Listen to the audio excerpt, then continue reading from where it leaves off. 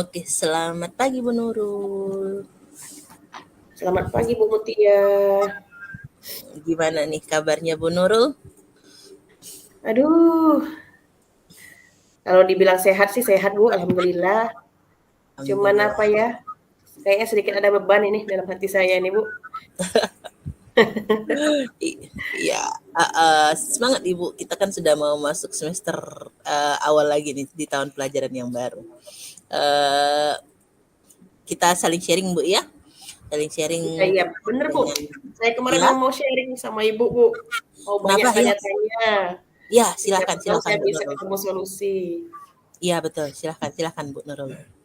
Iya, jadi Bu, eh, saya ini kan ada rasa kepengen sekali Bu menerapkan teknologi dalam pendidikan itu di kelas saya. Saya tuh kemarin melihat teman-teman saya itu ada Ibu Arni, ada Ibu Yeni. Oh mereka itu kelasnya seru banget ya Bu ya.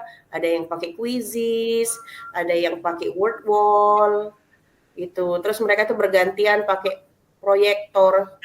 Saya ini mau Bu sebenarnya, tapi saya ini kurang percaya diri Bu.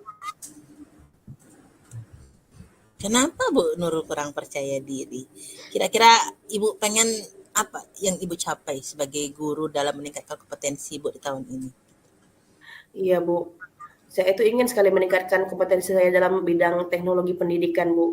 Saya ingin lebih memahami seperti teman-teman itu ya, bagaimana nih cara pakai aplikasi Quizizz di kelas, bagaimana terus cara menjalankan aplikasinya, terus diterapkan ke murid-murid. Apalagi kan biasanya kalau aplikasi Quizizz itu bawa HP ya murid-muridnya, Bu ya, bener Iya nggak? betul.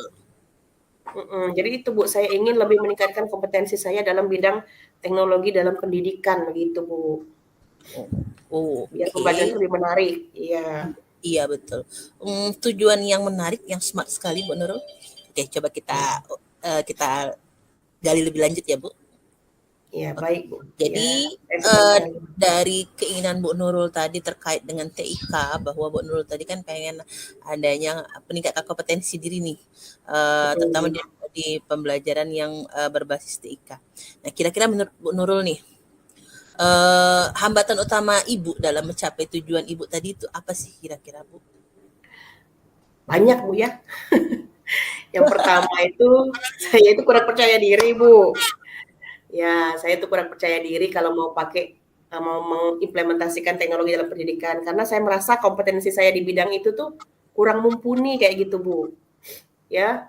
Terus kedua nih kalau dalam segi sarana dan prasarana, untuk dari diri saya sendiri, saya punya laptop itu Bu, kadang loading-nya itu lama sekali Bu dan sering error. Jadi apa ya, kayak kurang mendukung itu Bu laptop saya itu. Terus sekolah kita ini kan proyektornya cuma satu ya Bu, terus dipakai Ya secara betul. bergantian dan yang kebanyakan yang pakai teman-teman yang sudah terbiasa. Jadi kadang saya tuh ingin tapi ragu kayak itu, Bu. Iya iya, heeh. Iya, Mhm. saya bisa memahami, Bu. Oke, jadi memang seperti yang Ibu sampaikan tadi, memang keterbatasan sekolah kita ini terkait dengan sarana dan prasarana itu memang benar sih, Bu. Saya juga mengakui memang. Cuman kita sebagai guru, kita kan harus nih, itu tadi ada hambatan gitu. Nah, sekarang eh, ada nggak sumber daya yang bisa dipakai untuk Ibu Nurul gitu, untuk mengatasi hambatan tadi menurut Ibu Nurul? Kalau sumber daya yang bisa membantu untuk mengatasi hambatan itu ya, sebenarnya Mm-mm. mungkin kayak pelatihan-pelatihan itu ya, Bu, ya. Ada kan pelatihan-pelatihan yang kadang dilaksanakan oleh Dinas Pendidikan tentang penerapan TIK dalam pendidikan. Itu Mm-mm. mungkin nanti saya akan ingin sekali Bu mengajukan diri kepada kepala sekolah kalau ada pelatihan saya aja Bu yang ikut kayak gitu. Ataupun nanti kalau ada pelatihan-pelatihan online juga mungkin nanti saya akan cari-cari dan saya akan mengikutinya juga seperti itu Bu. Iya betul betul betul. Jadi memang apa ya, pelatihan online ini memang salah satu sarana kita untuk apa namanya, melatih diri ya, untuk mengembangkan diri menjadi guru yang profesional dan lebih baik. Dan saya sepakat sekali dengan Bu Nurul. Oke, sekarang pertanyaan saya nih kepada Bu Nurul. Eh Apa yang bisa Ibu Nur lakukan untuk meningkatkan pengetahuan dan keterampilan Ibu nih di dalam menggunakan teknologi pembelajaran, terutama di kelas ini nantinya? Iya, seperti yang saya bilang tadi Bu ya, ikut pelatihan ya. Sepertinya Iya, saya itu harus serius ya dalam ikut pelatihan tersebut Bu. Apalagi iya, nanti saya itu pernah melihat Ibu Arne mengikuti pelatihan selama 3 hari. 3 hari tentang pelatihan TIK. Dan mungkin itu kalau diadakan lagi, saya mau mengikutinya, apalagi selama 3 hari itu kan biasa dengan jangka waktu yang lama, itu kan kita semakin meresap nih ilmunya ya Bu ya. iya Dan betul, juga betul. ketika ada pelatihan online, nanti akan coba saya cari-cari, saya cari info-info dari teman, saya cari mungkin saya akan buka-buka website-website yang menyediakan webinar-webinar gratis biasanya itu ada. Dan kemudian ada juga menonton video-video YouTube, terus sekarang kan lagi musim nih Bu, lagi viral yang guru membuat konten ya, guru konten kreator kayak gitu. Saya itu kemarin Iya, pernah iya. melihat ada seorang guru yang konten kreator membuat absen itu menggunakan QR code, jadi tidak lagi pakai absen manual. Itu saya tertarik Bu sempat. Kayak luar biasa sekali gitu. Teknologi itu ternyata luar biasa kalau diterapkan dalam pendidikan kayak gitu. Jadi anak-anak itu bisa semakin bersemangat dalam belajar, yang biasanya bermalas-malasan itu kalau ada sesuatu yang menarik bagi mereka, mungkin mereka akan semangat dan mungkin nilai-nilai mereka juga akan meningkat kayak gitu. Jadi saya bersemangat sekali Bu, akan mengikuti pelatihan dan menonton YouTube dan sebagainya. Oke, sepakat dengan Nur. Jadi memang inovasi yang kita harus lakukan sebagai seorang guru itu memang harus dilaksanakan gitu dengan mengikuti pelatihan dan mengembangkan kompetensi diri. Saya benar-benar sepakat dengan Ibu. Nah, setelah Ibu mendapatkan Ibu mengikuti pelatihan pengembangan diri melalui diklat dan webinar online.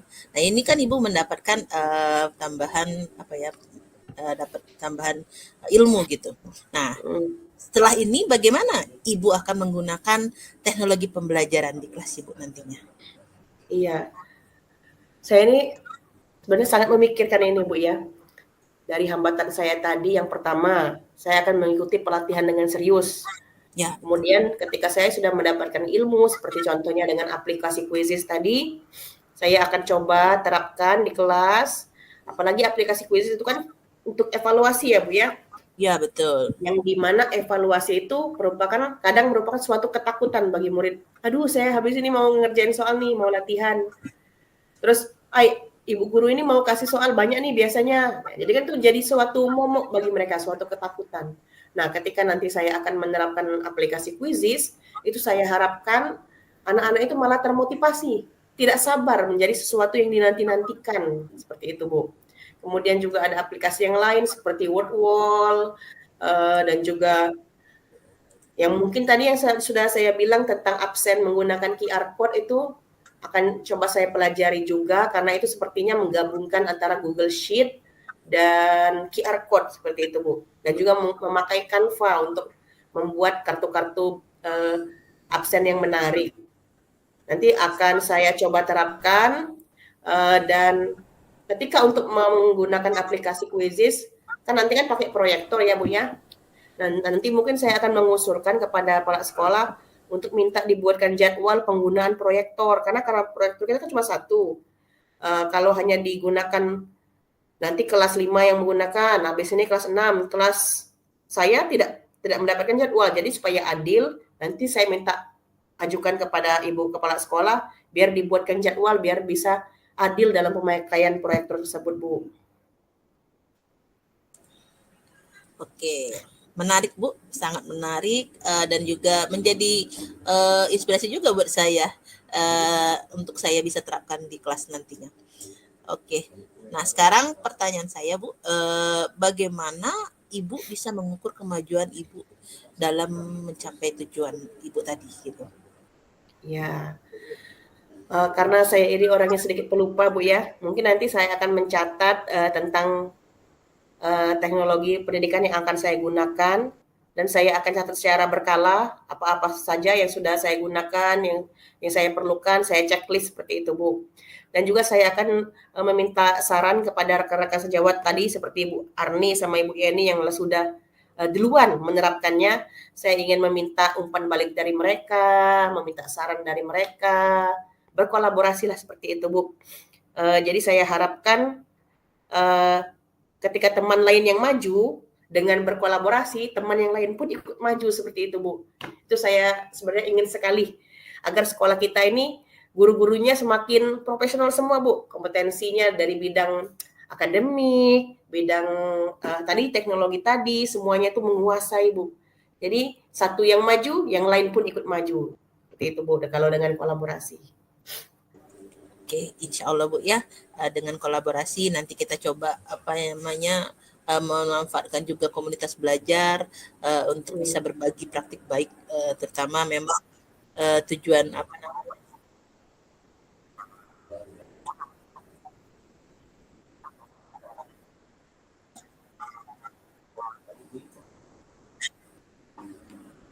Oke,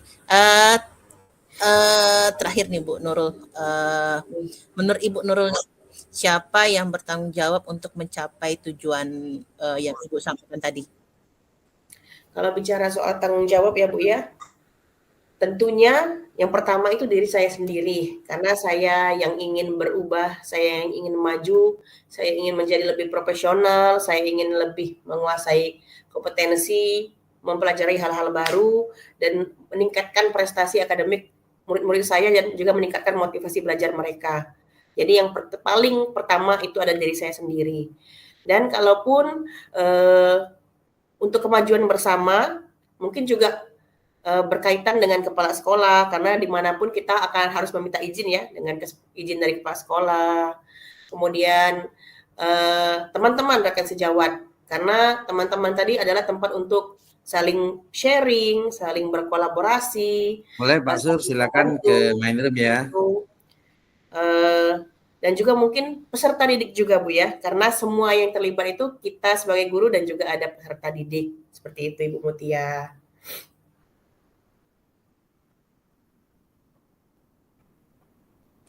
Sepakat dengan Nurul. Jadi memang kita ini tanggung jawabnya bukan hanya diri sendiri. Jadi memang kita sama-sama komitmen dan juga kita juga sama-sama konsisten dalam melakukan usaha ini. Bukan hanya Ibu yang bertanggung jawab, saya juga bertanggung jawab sebagai rekan kolega dan teman sejawat. Nanti kita coba untuk sama-sama sharing dan juga sama-sama untuk berkomitmen baik dari melalui kolaborasi di komunitas belajar atau melalui rapat-rapat sekolah. Insya Allah tujuan yang ingin dicapai ini itu bisa tercapai. Kira-kira begitu Bu Nurul? Iya Bu, saya setuju sekali Bu. Akhirnya beban saya ini sedikit berkurang Bu ya setelah sharing sama Ibu Mutia. Saya mendapatkan pencerahan-pencerahan, ide-ide baru seperti itu Bu. Ya, memang karena memang kita saling dukung untuk memajukan pendidikan di sekolah kita, dan saya pasti akan selalu mendukung Bu Nurul dan juga teman-teman yang lain di dalam proses ini.